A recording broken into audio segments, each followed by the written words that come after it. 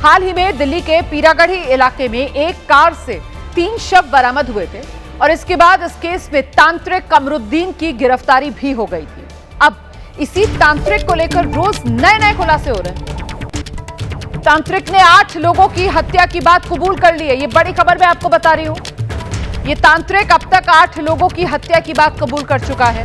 कल ABP news ने आपको बताया था तांत्रिक कमरुद्दीन ने दिल्ली में 3, उत्तर प्रदेश में 2, राजस्थान में 1 व्यक्ति की हत्या की बात कबूल की थी। मतलब कल तक जो संख्या 6 थी, अब उसमें 2 लोगों की इसने और हत्या करने की बात कबूली है। यह खुलासा हो गया है। पता चला है कि ये बाबा जिन का नाम लेकर लड़कियों को भी बहलाता था और धन वर्षा का लालच देकर उनसे भी ठगी करता था। एक मीटिंग के 7-7 हजार रुपए तक ऐंठता था। यह भी पता चला कि तांत्रिक ने लड्डू में सल्फास और नींद की गोलियां मिलाई। यही वजह लड्डू खाते ही दिल्ली के पीरागढ़ी में 3 लोगों की जान चली गई। सीधे आपको लेकर चलेंगे। हमारे साथ हमारे सहयोगी मनोज वर्मा इस वक्त मौजूद हैं। मनोज, ये बाबा तो बहुत ही जहरीला साबित हो रहा है। एक के बाद एक खुद अपने गुनाह कबूल रहा है। कहां दिल्ली में वो 3 शव मिलते और उनकी जांच आगे बढ़ती। उसके बाद 2 हत्याएं उत्तर प्रदेश में इसने की, 1 राजस्थान में की। कल तक ये जो हत्याओं का नंबर 6 पर था, आज वो बढ़कर 8 हत्याओं तक पहुंच चुका है। खुद कबूल कर रहा है 8 हत्याएं करने की बात ये तांत्रिक बाबा। मनोज जी बिल्कुल, देखिए रोमाना, अभी तक 6 हत्याओं की बात इसने कबूल की थी, लेकिन 2 हत्याओं की बात और सामने आ चुकी हैं। लेकिन जो 6 हत्याएं हैं उसके लिंक पुलिस को मिल चुके हैं, लेकिन बाकी जिन 2 हत्याओं के बारे में ये बात कर रहा है उसके लिंक अभी जुड़ना बाकी है। पुलिस की जो अलग अलग टीमें हैं इस पूरे मामले पर काम कर रही हैं और जहाँ पर ये जगह बता रहा है पुलिस इसके बयानों को पहले वेरीफाई कर रही है और उसके बाद ही किसी नतीजे पर पहुँच रही है। तो 8 हत्याओं की बात इसने कबूल ज़रूर की है, लेकिन जो 2 हत्याओं की बात ये कबूल कर रहा है उसको अभी लिंक करना बाकी है। लेकिन ये बाबा बहुत शातिर है। जिस तरीके से इसने एक कॉम्बिनेशन बनाया था, सल्फास की गोली उसके साथ नींद की गोलियां मिलाकर के लड्डू बनाया और उसको ये भी पता था कि उसके साथ अगर कोल्ड ड्रिंक पी ली जाएगी तो एक डेडली कॉम्बिनेशन बनेगा जिसके बाद जो है आदमी की मौत होना निश्चित है। तो अब पुलिस ये भी पता कर रही है कि आखिरकार इस शातिर बाबा को इस कॉम्बिनेशन के बारे में कैसे पता चला था, क्या किसी ने इसको इस कॉम्बिनेशन के बारे में बताया था, उसकी भी जाँच की जा रही है। इसके अलावा इस बाबा के घर पर काफ़ी भीड़ लगी रहती थी, ये भी पुलिस ने बताया, और 7,000 रुपये ये एक शख्स से लेता था मिलने के लिए। और इतना ही नहीं, जिनकी बातें भी ये किया करता था। जो लक्ष्मी इस मामले में जिसकी मौत हो गई है, जिसकी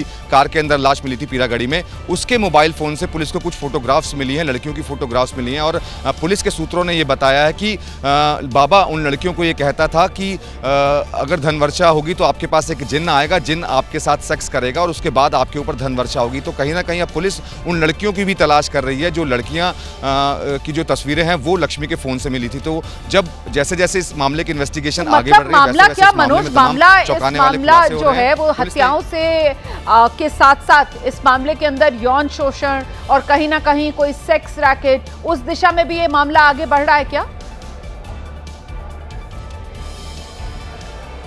जी देखिए, पुलिस का साफ तौर पर यह कहना है कि पुलिस इस पूरे मामले की तमाम अलग अलग पहलुओं से जांच कर रही है। जिस तरीके से अब मोबाइल के अंदर फोटोग्राफ्स मिलने की जो बात सामने आ रही है, उस एंगल से भी अब पुलिस की जो टीम है वो जांच कर रही है। पुलिस अब ऐसी पीड़िताओं की तलाश कर रही है। हो सकता है कि इस बाबा ने कुछ महिलाओं के साथ यौन उत्पीड़न किया हो, तो उन लड़कियों की भी तलाश या उन महिलाओं की तलाश भी पुलिस की टीम कर रही है। और पुलिस ने भी लोगों से आग्रह किया है, लोगों से ये कहा है कि अगर कोई इस बाबा के बारे में कुछ जानकारी जानते हैं या इस बाबा के पास पहले आए हों या बाबा ने इन लोगों को ठगा हो, तो वो पुलिस को आकर के बताएं, अपने बयान दर्ज करवाएं, ताकि इस केस की इन्वेस्टिगेशन को आगे बढ़ाया जाए। क्योंकि पुलिस ने साफ कर दिया है कि बहुत ही ज़्यादा शातिर बाबा है। पुलिस को लग रहा है कि ये सिर्फ 8 मामले ही नहीं, हो सकता है कि और मामले भी निकल करके सामने आए, ठगी का एक बहुत बड़ा रैकेट निकल करके सामने आए। तो पुलिस ने लोगों से अपील की है कि वो पुलिस के पास पहुँचें और अगर उनके साथ कुछ घटा है, बाबा ने कुछ किया है, तो उसके बारे में बताएं। आपको बताना चाहूँगा कि जब पुलिस की टीम बाबा को पकड़ने के लिए पहुँची थी, तब ये 17 फीट की दीवार लांघकर भाग गया था, लेकिन पुलिस ने इसको भागते हुए पकड़ लिया था। फिरोजाबाद से पुलिस की टीम इसको लेकर के आ चुकी है। फिरोजाबाद में भी इन्वेस्टिगेशन चल रही है। इसके अलावा पुलिस की टीम अब इस बाबा को लोनी के इसके घर पर लेकर जाएगी और वहां पर रिकवरी करने की कोशिश करेगी। इसके घर से काफ़ी तमाम चीज़ें जो हैं वो अभी तक बरामद हो चुकी हैं। इसके अलावा पुलिस की जो टीम है ये भी पता करने की कोशिश कर रही है कि क्या बाबा सिर्फ अकेला ही था या इसके साथ कोई और भी शामिल था। इसका जो बैंक अकाउंट है उसकी डिटेल भी खंगाली जा रही है, क्योंकि ठगी के जरिए इसने काफ़ी जो पैसा था वो कमा लिया था। जी आप रहिए मेरे साथ, में लौटूंगी आपके पास। की जो जांच हुई है उसमें ये कातिल तांत्रिक ने पुलिस को क्या कुछ बताया है, क्या क्या खुलासे किए हैं, कमरुद्दीन के कितने कांड सामने आए, इसको लेकर हमारे सहयोगी ने डीसीपी सचिन शर्मा से बात की। कल विभिन्न मीडिया चैनलों और दिल्ली पुलिस के माध्यम से जानकारी प्राप्त हुई है कि उपरोक्त कमरुद्दीन 3 और व्यक्तियों की हत्या में शामिल है, जिसकी तफ्तीश दिल्ली पुलिस के द्वारा की जा रही है। ऑपरेशन कन्विक्शन के तहत फिरोजाबाद पुलिस मक्खनपुर पर पंजीकृत मुकदमे में लगातार माननीय न्यायालय में पैरवी कर रही है। केस को फास्ट ट्रैक कराकर शीघ्रातिशीघ्र अभियुक्त को कड़ी से कड़ी सजा दिलवाने का काम जनपद फिरोजाबाद पुलिस करेगी। मामले में दिल्ली पुलिस की इन्वेस्टिगेशन लगातार चल रही है। इस मामले में पुलिस ने एक पाखंडी कमरुद्दीन को गिरफ्तार किया है, जो 5 दिन की पुलिस रिमांड पर है। अब तक की इन्वेस्टिगेशन में क्या क्या निकल करके आया है, इस वक्त हमारे साथ मौजूद है DCP outer Sachin Sharma ji. Sir, अब तक की जो जाँच आपकी हुई है उसमें क्या क्या सामने निकल करके आया और कितने मर्डर केस अभी तक लिंक हो चुके हैं? जी 2 केसेस लिंक्ड हैं अभी तक, और इसके अलावा बाकी इन्वेस्टिगेशन जारी है। सर, जांच में क्या सामने निकल कर गया है, किस तरीके से लोगों को अपने पास बुलाता था, किस तरीके से बरगलाता था और कैसे उनका पैसा लेता था? वर्ड ऑफ माउथ से यही चीज़ फैला रखी थी कि ये कोई भी मतलब प्रॉब्लम को सॉल्व कर सकता है। मेनली लोग इसके पास हेल्थ रिलेटेड इश्यूज़ को लेकर आते थे, और ये so much so that he used to say कि किडनी स्टोन्स निकाल देगा अपने बेयर हैंड से। सो 3 मर्डर केस तो पीरागढ़ी के हुए, इसके अलावा 2 मर्डर केस हुए फिरोजाबाद के, एक राजस्थान का। क्या 2 और कोई लिंक भी हो रहे हैं? अभी तक के इन्वेस्टिगेशन में कुछ सामने आ रहा है? अभी तो we are at the initial stage of investigation on those parts. We are working on our own case. Sir, जो जांच में अभी तक निकल कर के आया है कि किस तरीके का इसने एक केमिकल बनाया था जिससे लड्डू में डाला गया और उनकी मौत हो गई। इंटेरोगेशन में सल्फास और sleeping pills and cold drink, इसका एक कॉम्बिनेशन है जो ये क्लेम कर रहा है कि that was that. Sir, Lakshmi के फ़ोन से कुछ फोटोग्राफ्स बरामद हुई हैं लड़कियों की, उसके पीछे की क्या कहानी है? जो धनवर्षा है उसके लिए ये ऐसा ही बताता था कि उस पर्टिकुलर ट्रेड की गर्ल्स हैं जो उसके ऊपर धनवर्षा होगी, तो that's what it is. Sir, अभी आपकी टीम इसको फिरोजाबाद लेकर के गई थी, तो वहाँ पर इन्वेस्टिगेशन में क्या कुछ निकल करके आया? वहाँ पे हम लोग इसकी जो भी, because he used to visit Firozabad in a month for few times, तो वहाँ पे भी अगर कोई इस केस रिलेटेड हमें और क्लूज मिल जाएंगे, इसने ये चीज़ें कहाँ से सीखी हैं, तो उसके related we are investigating. Sir, इसको गिरफ्तार कैसे किया गया? बड़ी इंटरेस्टिंग कहानी सुनने में आ रही है कि ये भाग गया था, तो गिरफ्तार कैसे हुआ, किस तरीके से इसको पकड़ा गया? Well that would be avoid. Sir, अभी तक की क्या इन्वेस्टिगेशन में पैसों के बारे में कुछ पता चल पाया, कितने पैसे इसने कमाए और क्या बहुत ज़्यादा भीड़ इसके घर पर लगी रहती थी? हाँ, इसके घर पे काफ़ी फ्रीक्वेंटली लोग आते थे, और कई तरह के लिए आते थे, कई इश्यूज़, कई प्रॉब्लम्स के लिए आते थे। तो अभी हम उन लोग से भी we are trying to ascertain कि अगर कोई इससे रिलेटेड कोई भी हमारे को लीड मिलेगी तो we are trying to get in touch with all of them. Sir, कुछ चीज़ें इसके घर से बरामद हुई थी, कुछ डॉक्यूमेंट्स मिले थे, वो क्या हैं? इसके डॉक्यूमेंट्स हैं जो स्केचेस ऑफ डिफरेंट काइंड्स, जो इस तरफ से इशारा करते हैं कि जिस टाइप की ऑकल्ट प्रैक्टिसेस ये करता था, और कुछ रंग हैं जो ये अपने प्रैक्टिसेस में दिखाता था। तो देयर आर वेरियस थिंग्स जो मिली हैं जो इंडिकेट करती हैं कि ये लोगों को जो बेवकूफ़ बनाने के लिए जो भी चीज़ें यूज़ करता था, so all those things are there. Sir, एक आखिरी सवाल, कुछ विक्टिम्स आपको मिले होंगे, विक्टिम्स ने इस बाबा के बारे में क्या बताया, किस तरीके से बिहेव करता था, क्या बात करता था?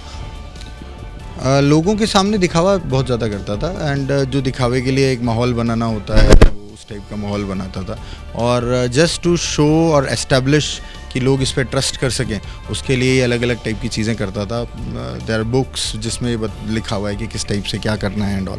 सो ये टिपिकली एग्स एंड लड्डू उस पूरी क्रियाओं में यूज़ करता था।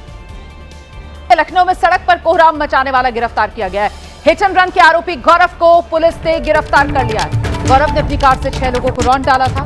सड़क हादसे में एक मासूम की मौत हो गई। आरोपी गौरव के साथ कार में उसकी एक मित्र भी थी। 12वीं क्लास में पढ़ता है आरोपी गौरव, ये जानकारी सामने आई है। बीती रात ये सीसीटीवी तस्वीरें सामने आई हैं जब गौरव तेज रफ्तार गाड़ी दौड़ा रहा था, और उसी दौरान गाड़ी की चपेट में आकर 6 लोग जो रौंदे गए, इनमें से एक की मौत हो गई है और बाकी 5 का इलाज चल रहा है। हादसे के बाद गौरव मौके से फरार हो गया। बाद में पुलिस ने गौरव को गिरफ्तार किया है।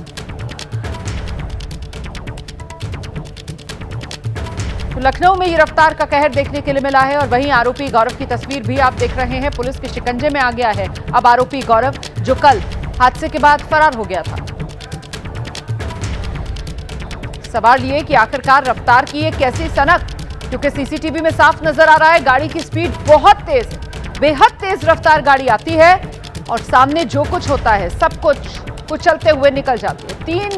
6 लोग इस गाड़ी की चपेट में आए, जिनमें से एक मासूम, उसकी मौत हो चुकी है।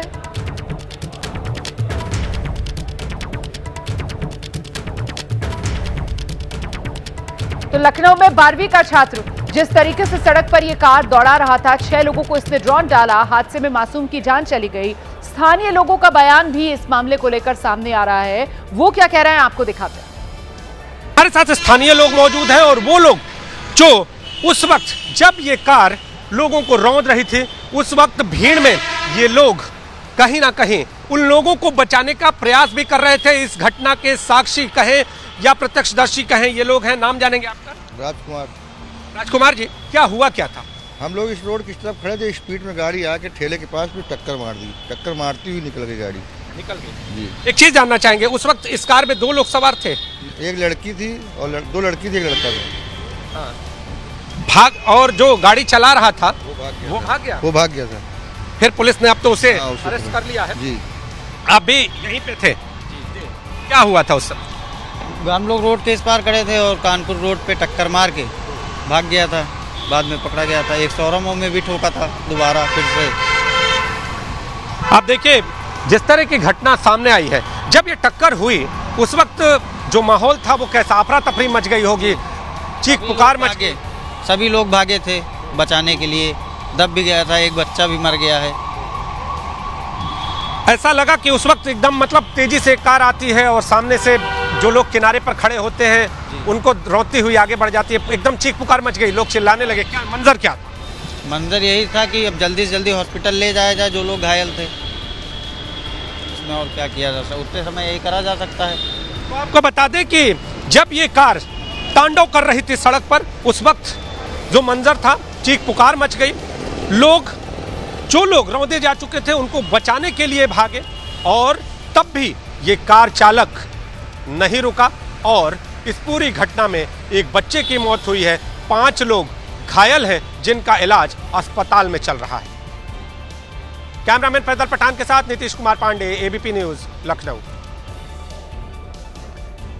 अगली खबर का रुख करेंगे। साध्वी प्रेम बाइसा, उनकी मौत से जुड़ी बड़ी खबर यह मिल रही है कि जो एफएसएल रिपोर्ट आई है उस रिपोर्ट में जहर से मौत की पुष्टि नहीं हुई है।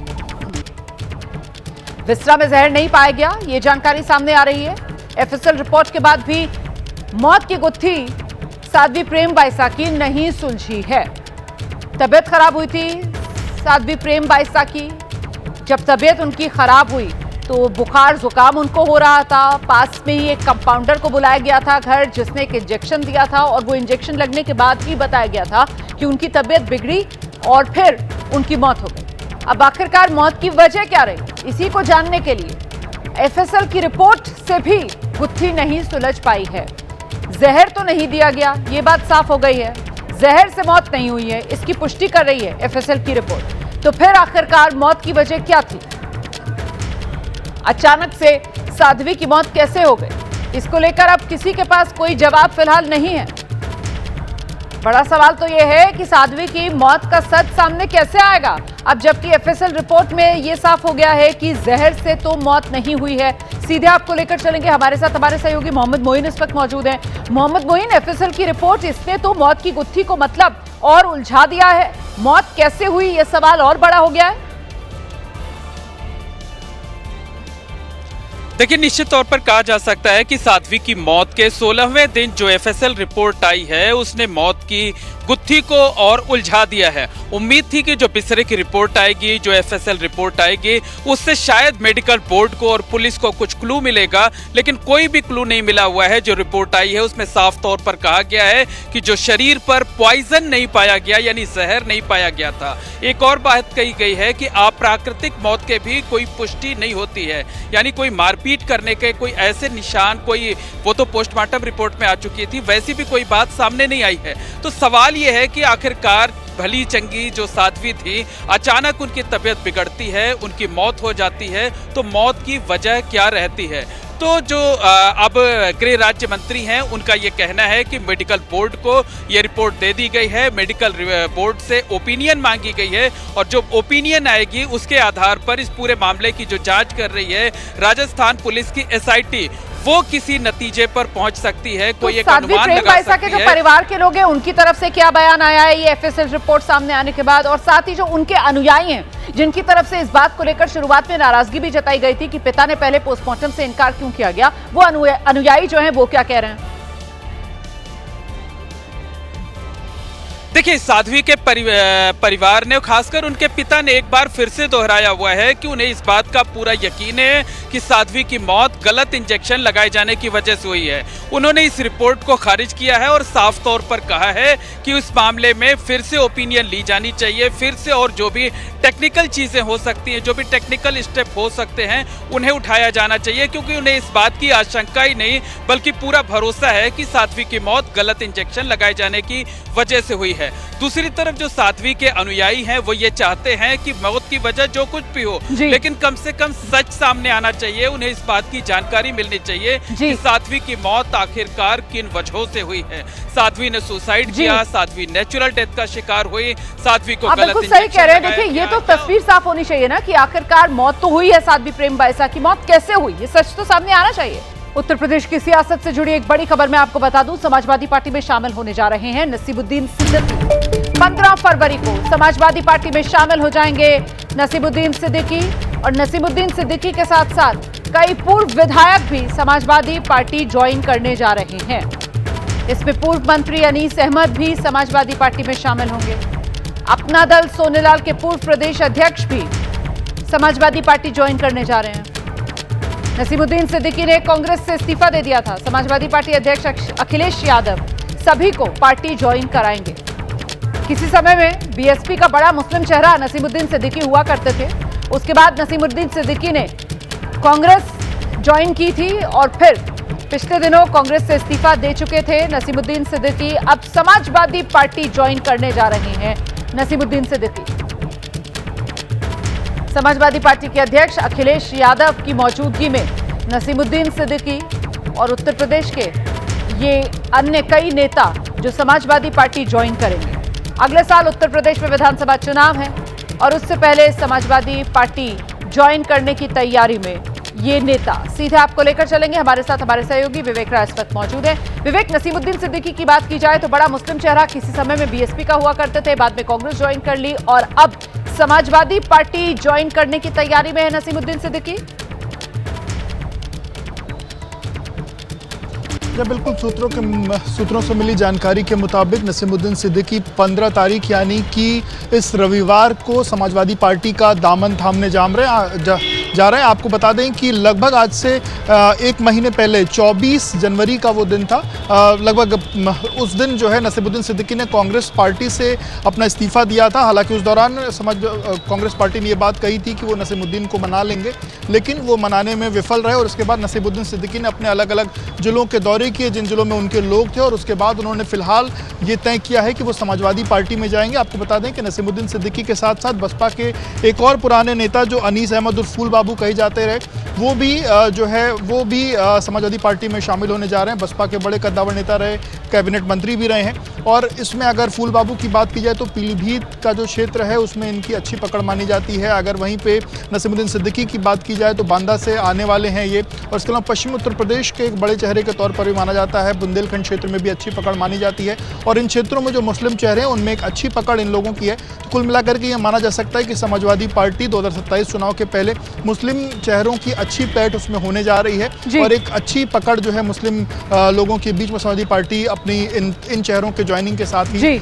महाराष्ट्र के अकोला जिले से एक दर्दनाक खबर सामने आई है। अकोट तहसील के अडगांव बुद्रुक गांव में एक घर में भीषण आग लगी। 6 साल की मासूम बच्ची समेत 3 लोगों की मौत हो गई है। यह आग इतनी तेजी से फैली कि घर में मौजूद लोग बाहर ही नहीं निकल पाए। आग ने कुछ ही मिनटों में विकराल रूप ले लिया था। लपटें इतनी तेज थीं कि अंदर मौजूद लोग बाहर निकलने का मौका तक नहीं देख पाए। वहां मौजूद लोगों ने आग बुझाने की कोशिश की। सूचना मिलते ही फायर ब्रिगेड की गाड़ी भी मौके पर पहुंची। कड़ी मशक्कत की गई, आग पर काबू पाया गया।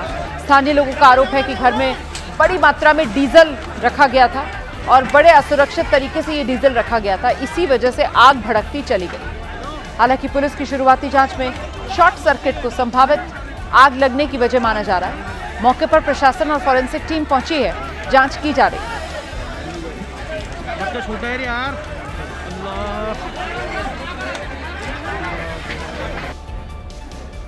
उधर झारखंड के हजारीबाग से एक परेशान करने वाली खबर सामने आई है। यहां जंगली हाथियों के एक झुंड ने जमकर उत्पात मचा दिया।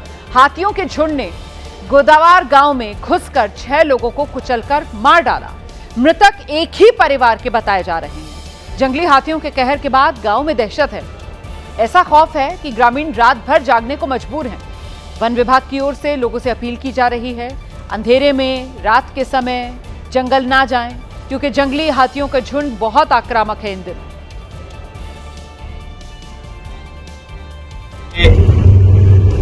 हाथियों का झुंड काफी आक्रामक है, इसीलिए सभी ग्रामीणों को सूचित किया जाता है कि आपके आसपास के क्षेत्र में जंगली हाथियों का झुंड देखा गया है। इसीलिए कोई भी ग्रामीण रात के अंधेरे में या सुबह के भोर में जंगल की ओर न जाएं। मेरे को पकड़ लिया आके मैं उधर सामने में थोड़ा कढ़ाई था, उससे मारे। जो करेंट का जो लेन का जो हीटर आता है ना, उसको मारे, हमको छोड़ा तो मैं और घर में घुस करके लोगों को मारना, ये भी एक हाथी का जो व्यवहार है इसमें बदलाव देखा जा रहा है। इसी पर हम लोग बैठ कर चिंतन कर रहे हैं कि भाई इसमें कैसे इसका उपाय किया जा सकता है। हम अगली खबर का रुख कर रहे हैं। दिल्ली यूनिवर्सिटी में इतिहासकार इरफान हबीब पर एक कार्यक्रम के बीचों बीच हमले की कोशिश हुई है। इरफान हबीब लिटरेचर फेस्टिवल के दौरान छात्रों के बीच थे, अपनी बात रख रहे थे, लेकिन तभी उनके ऊपर बाल्टी से पानी फेंकने की कोशिश की गई है। आरोप है उनका विरोध कर रहे कुछ छात्रों ने उन पर पानी से भरी बाल्टी फेंकी। इसे लेकर माहौल गर्मा गया। इरफान हबीब पर हमले का आरोप विरोध कर रहे एबीवीपी छात्रों पर लगा है। जिस वक्त यह हमला हुआ उस वक्त इरफान हबीब अपना भाषण दे रहे थे। हालांकि हमले के बाद भी उन्होंने भाषण रोका नहीं, भाषण जारी रखा। वहीं इस मामले को लेकर इरफान हबीब के समर्थकों ने इस हमले पर गुस्सा जताया। यूनिवर्सिटी परिसर में इसे लेकर अब बहस छिड़ी हुई है। कुछ छात्र संगठनों ने इरफान हबीब पर हमला करने वाले छात्रों पर कड़ी कार्रवाई की मांग की है।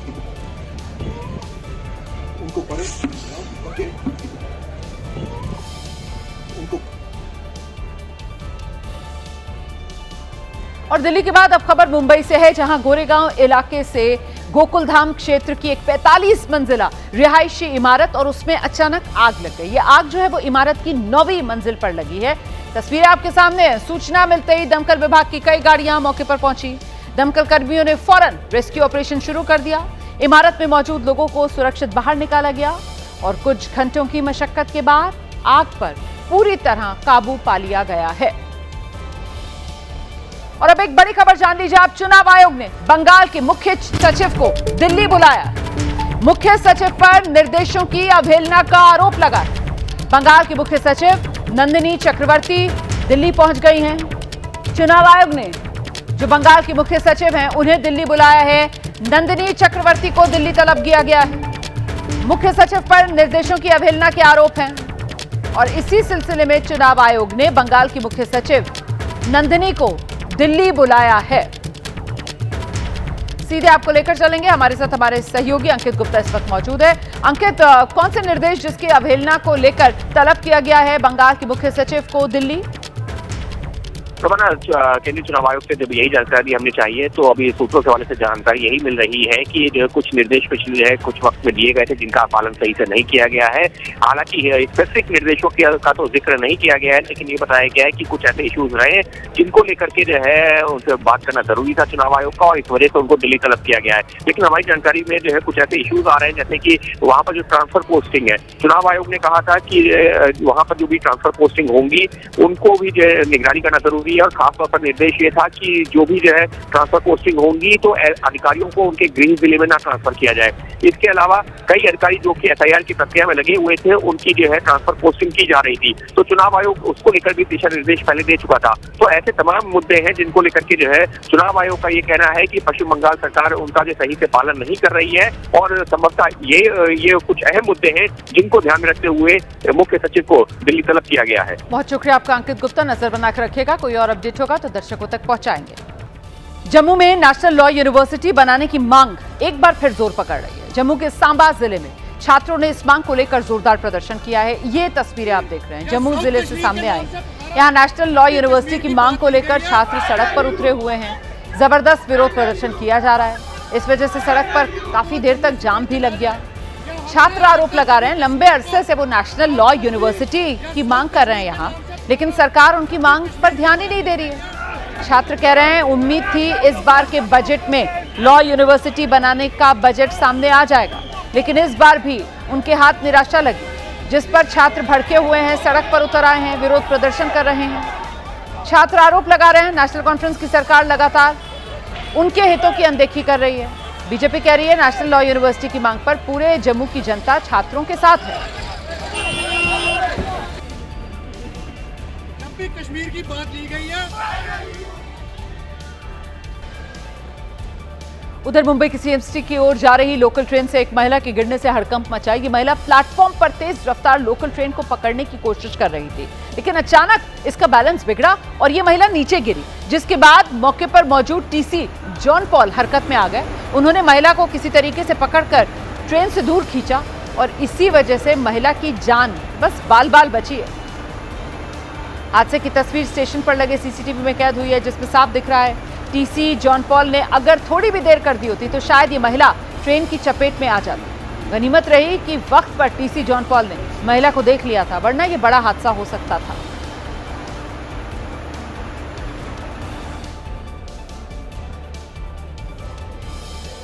कर्नाटक का मैसूर कहने को सीएम सिद्धारमैया का गृह जिला है, लेकिन यहां पर घटिया सड़क निर्माण पर लोगों का गुस्सा फूटता दिख रहा है।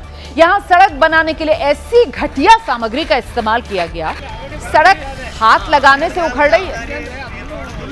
ये मामला पेरियापट्टना ताल्लुक के कनगल गांव में सामने आया। यहां पर करोड़ों की लागत से सड़क बनी, लेकिन कुछ ही दिन बाद उखड़ने लगी। ग्रामीण आरोप लगा रहे हैं कनगल से कुशल नगर तक करोड़ों की लागत से ये जो सड़क बनाई गई है, इसमें बड़े पैमाने पर भ्रष्टाचार हो गया है। इसी वजह से ये सड़क अभी से उखड़ रही है, हाथों से उखड़ रही है। तस्वीरें देखिए आप, कैसे लोग हाथ और पैर से ये जो नई बनी सड़क है इसे आराम से उखेड़ रहे हैं। सड़क बिखरी हुई नजर आ रही है। ये तस्वीरें अपने आप में बड़ा सवाल खड़ा कर रही हैं। इस बात का इशारा है कि सड़क बनाने में बेहद घटिया क्वालिटी का सामान इस्तेमाल हुआ है। इसी वजह से इतनी जल्दी ये सड़क जो है वो देखिए कैसे खराब हो रही है। लोग हाथों से सड़क को उखाड़ रहे हैं। उत्तर प्रदेश के हापुड़ में ब्रजघाट टोल प्लाजा पर कार सवार ने टोल कर्मियों पर कार चढ़ाने की कोशिश की है। उनकी ये करतूत जो है वो सीसीटीवी में कैद हुई है और इसमें साफ नजर आ रहा है सफेद रंग की कार के ड्राइवर ने टोल पर मौजूद कर्मचारियों पर गाड़ी चढ़ाने की कोशिश की है। ये तस्वीरें देखिए आप, टोल कर्मियों के चारों तरफ वो गाड़ी दौड़ाता हुआ दिख रहा है और बाद में फिर वो मौके से फरार हो गया। जानकारी के मुताबिक ये आरोपी कार सवार टोल पर पैसे के लेन देन को लेकर इसका विवाद हुआ, जिसके बाद पहले तो कार सवार टोल प्लाजा से आगे बढ़ गया, लेकिन फिर दोबारा वापस आया और टोल कर्मचारियों पर गाड़ी चढ़ाने की कोशिश की। तस्वीरें आपके सामने हैं कैसे ये कार सवार टोल कर्मचारियों पर कार चढ़ाने की कोशिश कर दहशत फैलाने में जुटा है। हालांकि इस हमले में टोल कर्मी बस बाल बाल बचे हैं। पुलिस अब सीसीटीवी की मदद से आरोपी कार सवार की तलाश कर रही है।